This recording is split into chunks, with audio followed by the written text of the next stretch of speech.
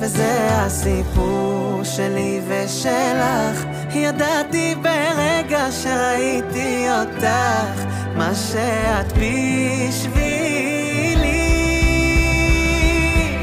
את כל